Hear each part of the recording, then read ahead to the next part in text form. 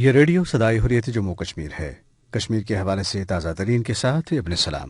مقبوضہ کشمیر میں آج لوگوں نے کرفیو اور دیگر پابندیوں کو توڑ کر احتجاجی مظاہرے کیے۔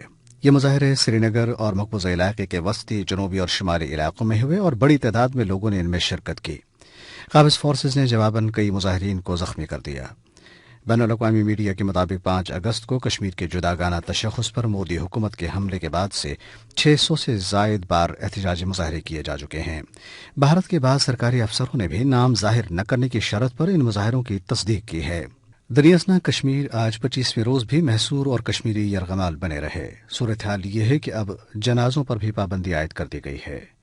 دوسری طرف سخت ترین پابندیوں کے باعث اب اس بات کا خدشہ پیدا ہو گیا ہے کہ کشمیری سردیوں کے لیے اشیاء ضروریہ جمع نہیں کر پائیں گے، جس سے اس انسانی المیہ کی شدت اور وسعت میں مزید اضافہ ہوگا۔ ادھر کرگل میں ریاست کے خصوصی درجے کو ختم کرنے کے بی جے پی کی حکومت کے فیصلے کے خلاف آج دوسرے روز بھی ہڑتال کی جا رہی ہے۔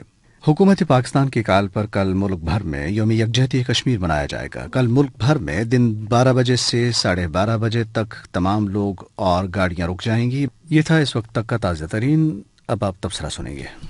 تحریک آزادی کشمیر اب نازک ترین مرحلے میں داخل ہو چکی ہے۔ کشمیر کی خصوصی حیثیت ختم کرنے کے بعد سے بھارت اپنے پورے لاؤ لشکر کے ساتھ نہتے عوام پر حملہ آور ہو چکا ہے اور کشمیر کو مفتوح علاقہ سمجھ رہا ہے۔ لیکن حریت پسند کشمیری عوام، خصوصاً نوجوان نسل، بھارت کے لیے لوہے کے چنے ثابت ہو رہے ہیں اور بھارت کی تہذیبی اور فوجی یلغار کو روز للکار کر سڑکوں پر نکل آتے ہیں اور بندوقوں کے سائے میں آزادی کے نعرے بلند کرتے ہیں۔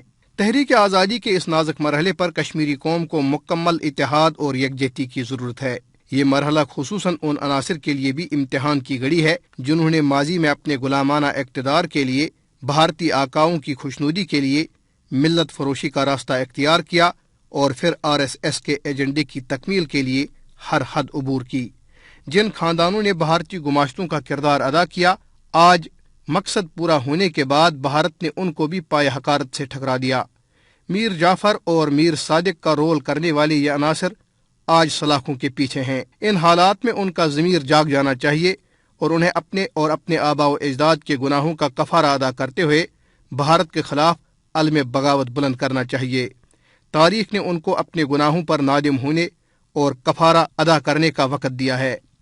ان عناصر کا مثبت کردار ان کے گناہوں کو مٹا سکتا ہے۔ اس کے ساتھ ہی تبصرہ ختم ہوا۔